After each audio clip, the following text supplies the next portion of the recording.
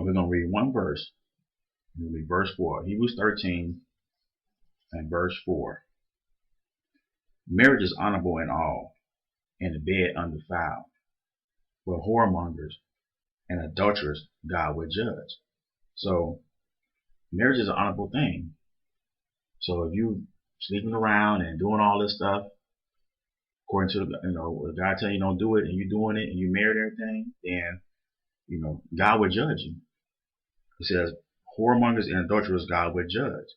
And being a whoremonger or committing adultery is just as bad as killing or stealing. It's all the same. As God, like I said, that's somebody you don't want to be playing with. Like, so you take this vow and you take that oath, it's a serious thing, and you got to adhere to it and do what you're supposed to do. Like I said, temptation. I know it's temptation out there, and some people is not married, and they out here and they get tempted, but you have to fight it. Get into your scriptures, read the word, not fall into the cares of this world, because Satan rules this world. He's going around and he don't know where everything that you lust after, everything that you're weak at. So he's going to tempt you no matter what, but you got to fight it. You got to keep on keeping on. So we're going to go back to 1 Corinthians now. 1 Corinthians 6. And we're going to read verses 18 to 20. 1 Corinthians 6. And we're going to read verses 18 to 20. Verse 18. Flee fornication. Every sin that a man doeth is without the body. But he that committeth fornication sinneth against his own body. So you commit fornication, you're sinning. And all your sins, your bad outweigh your good, then you're not going to inherit the kingdom. Verse 19. What? Know ye not that your body is the temple of the Holy Ghost, which is in you, which ye have of God, and you are not your own? So this body is a temple.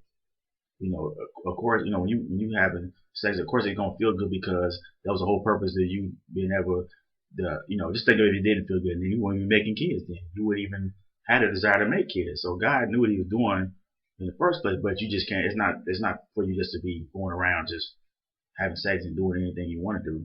When you get married, then it's a different story. But if you're going around and you're not married and you're just sleeping with people, that's fornicating. That's sinning. And it won't find out too in the scriptures later that fornicators, adulterers, they're not going to inherit the kingdom. Verse 20. For ye are bought with a price. Therefore glorify God in your body and in your spirit, which are God's. So we are God's. We're going to get that eternal body, spiritual body, if you make it, and you're going to be God. Therefore God created us to be God's. But in the meantime, your body is still a temple. Although we are flesh and blood, your body is still a temple. So you can't be sinning against your body and doing these acts, because the Lord don't allow that. He don't like that. So we're going to go to Leviticus 18. And we're going to touch on just another subject. It's the same thing. We got all this same-sex marriage. And we're going to find in the scriptures that's not even, that's not what God intended for it to be. But like I say, man want to do what he want to do. They got away from God. They want to teach you that it's okay to marry the same sex. And it's not okay. It's not okay. So we're going to go to Leviticus 18. And we're going to start at verse 1. Leviticus 18. We're going to pick up at verse 1. And the Lord spake unto Moses, saying, Speak unto the children of Israel, and say unto them, I am the Lord your God. After the doings of the land of Egypt, wherever ye dwell, shall ye not do, and after the doing of the land of Canaan, whither I bring you, shall ye not do, neither shall you walk in their ordinance. You shall do my judgments, and keep my ordinance. To walk therein, I am the Lord your God. So, you're supposed to walk this walk, keep his law, keep his statutes, keep his commandment, do his ordinance, right? Verse 5. You shall therefore keep my statute and my judgments, which if a man do, he shall live in them. I am the Lord. Verse 6. None of you shall approach to any that is near of kin to him, to uncover their nakedness. I am the Lord. So we're going to break it down. This is like the whole incest thing. Or, we're going to break it down. Verse 6. None of you shall approach to anything that is near or kin to him, to uncover their nakedness. I am the Lord. The nakedness of thy father, or the nakedness of thy mother, shalt thou not uncover. She is thy mother, thou shalt not uncover her nakedness. Now, this does not mean that you see your mama naked. It means that you uncover her nakedness and you trying to commit a sexual act. Same way with the father. Verse 8. The nakedness of thy father's wife shalt thou not uncover. It is thy father's nakedness. So, if your father's married, he got a wife, you can't be trying to sleep with his wife. That's an abomination. Verse 9. The nakedness of thy sister, the daughter of thy father, or daughter of thy mother, whether she be born at home or born abroad, even their nakedness thou shalt not uncover. That's like your sister. You can't sleep with your sister. That's abomination. Verse 10. The nakedness of thy son's daughter, or of thy daughter's daughter, even their nakedness thou shalt not uncover, for there is thy own nakedness.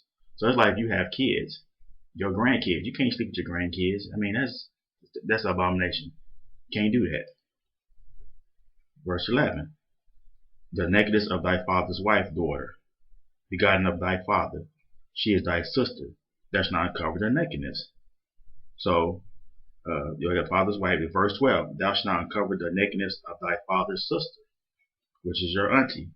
She is thy father's near kinswoman. Can't sleep with your auntie. It's abomination. Verse 13, thou shalt not uncover the nakedness of thy mother's sister, for she is thy mother's nearest kinswoman. Same thing. I don't care if it's your mama's sister, I don't care if it's your father's sister, that's your auntie. You can't sleep with her. Verse 14, thou shalt not uncover the nakedness of thy father's brother.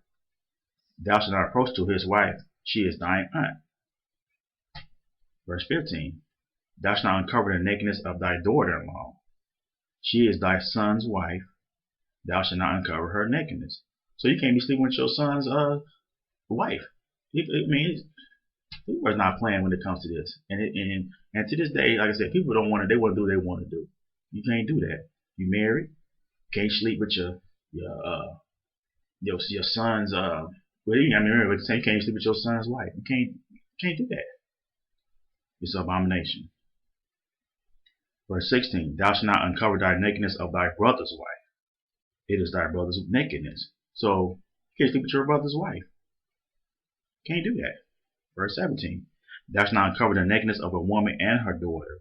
Neither shalt thou take her son's daughter or her daughter's daughter to uncover her nakedness, for they are her nearest kinswoman. It is wickedness. It is wicked. I'm married. I can't sleep with my wife or mother. You can't do that. It's wicked, and it causes confusion. Verse 18, neither shalt thou take a wife to her sister to vex her, to uncover her nakedness besides the other in her lifetime. Verse 19, also, thou shalt not approach unto a woman to uncover her nakedness as long as she is put apart for her uncleanness. So it's like if your wife is on her period, the woman's on her period, you can't do that either. She has a cycle, you gotta let her go through a cycle, and you can't uncover her nakedness. Same thing.